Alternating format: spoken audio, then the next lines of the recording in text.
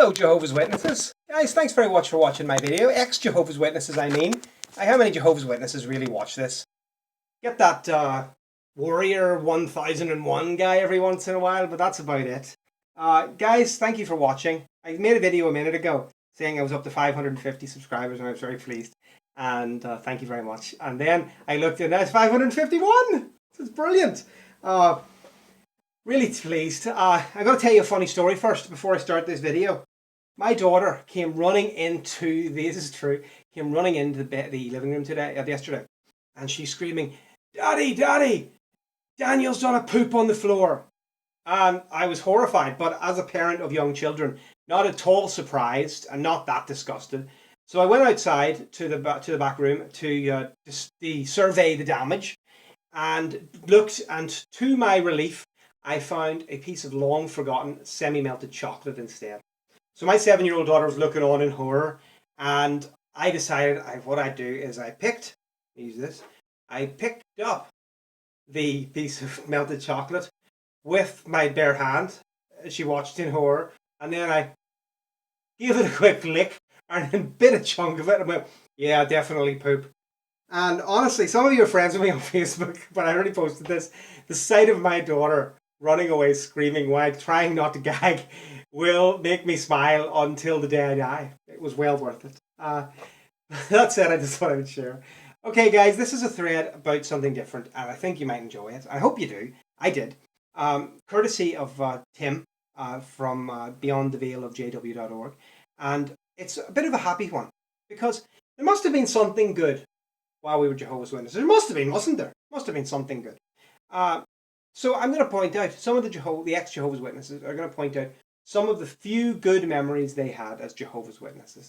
And I hope that we can look back on it with at least some fondness in our lives.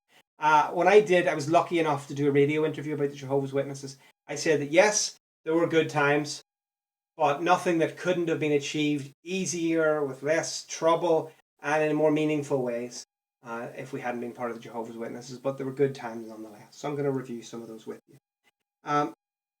First comment, I recall every Friday or Saturday night, sometimes both, and Sunday afternoons in the summer, the kids getting together to go to a movie, bowling, roller skating, out to eat, or amusement park, a concert, or play baseball or hockey. That's true. My congregations did this. We went and did loads of different things. Ice skating was a big one in Northern Ireland for a long time. Maybe it still is. Bowling, I was quite a good bowler. 211 I think is my top score. Could be. It could have broke 200.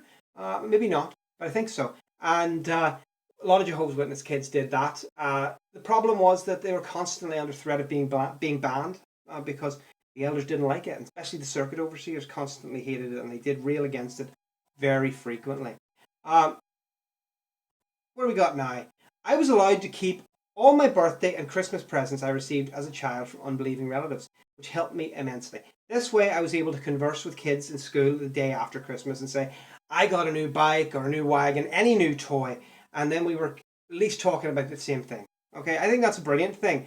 And somebody said, same here, although I was told to say I get presents all year long, that's what I was told. Although my parents frequently did a sort of a Christmas, an after Christmas party, if you like, surprise day we called it, which was usually a few days after or a week or so after, still in the same holiday. So we didn't miss out on as much, and I appreciate that. Here's somebody says, oh, I was going to say, here's somebody had a surprise day. It's me, I wrote that. And then somebody says, yeah, my mum and dad would do that for my sisters and I too. Those days were fun and unexpected. Absolutely true. Somebody said, I'm glad you wanted positive things because it wasn't all bad. My hubby and I hosted 2 large dances for teens. Over 100 invited. Great fun. We had lots of gatherings, picnics, sledding, camping, roller skating. We were always doing something. We used to have family parties with gifts, balloons, decorations, costume parties. Some of those things happened in my hall. Other things were barred. We did do walks in the Mourne Mountains, with the mountains of Mourne sweep down to the sea. We did all those kind of things. But a lot of it was limited and prescribed and had to be after service or before service, and a lot of hassle. Summer potluck dinners at the park, being invited to go roller skating with another congregation, having other kids who knew what it felt to be a Jehovah's Witness. That was one of the things. And even as an ex-Jehovah's Witness now, I feel often very close to serving Jehovah's Witnesses, even though they don't talk to me. because I know what they're experiencing, and I feel the same way about a lot of things. Okay.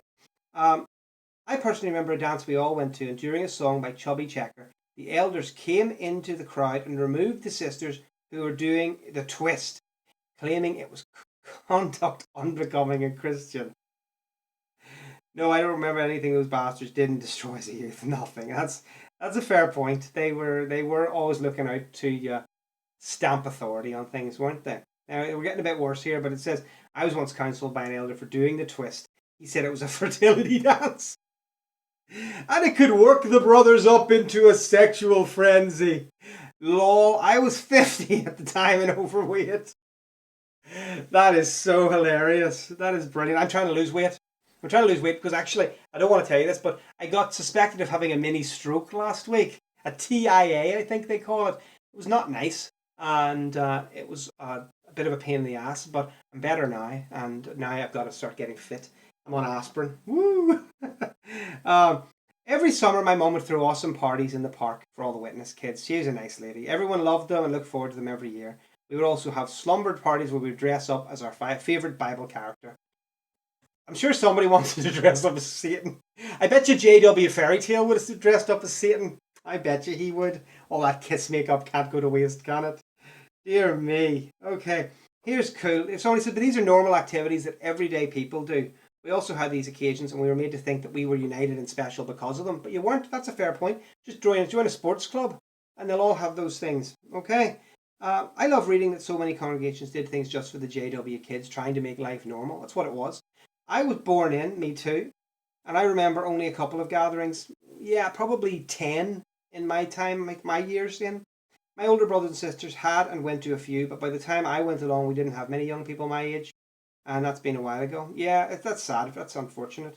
Many things happened during my time into JW: picnics, sports games, the beach, camping, you name it. However, none of those so-called friends will now speak to me. Plus, I once found out I had been lied to for over 60 years and it pissed me off. I would imagine. So much that I erased most of those good memories. I know that's the thing. It's kind of like saying, did your dad who sexually abused you ever take you to the park or ever take you to to the beach? Yeah, he probably did, but he still sexually abused you. So there's that, not a great thing.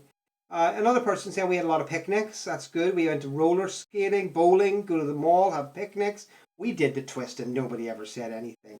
We even did the bump. I don't even know what the bump is. Someone needs to describe to me what the bump is because you're all very good at that. We did get to go roller skating with adult supervision, of course, but it was probably the coolest thing we got to do until we got old enough to see the worldly kids. That's true. Summer food gatherings at the park were fun. To this day, however, I don't eat jello or potato salad.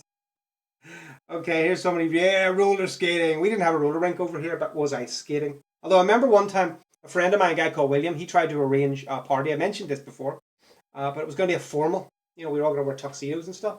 And the trouble, I think the guy from Bethel, or the branch rather, in down south in County Wicklow, drove 100 miles to tell him not to do it.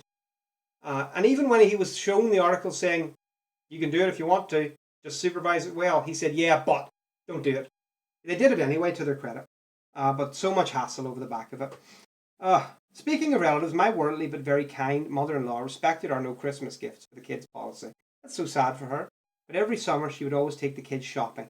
Because kids love the nice clothes and shoes she brought them. That's lovely, but what a horrible thing to steal that off a grandparent, isn't it? What a horrible thing. In some countries, such as Australia, voting is compulsory, so as not to open themselves to civil action. The Watchtower make voting a matter of conscience. But we know what that means. Oh, sorry, this is from a different subject. I grew up in a small town in Iowa, and I remember one particularly bad winter. My dad was the presiding overseer, and he decided to cancel the Sunday meetings. We lived on a farm, and my parents, being the kind people they were, decided that a chilly sledding party would be fun. So after cancelling the meeting, Dad drove around and picked up half the congregation on his VW van. What a nice thing to do. I lived in Mississauga when I was a kid, and there was a huge big train derailment of toxic chemicals.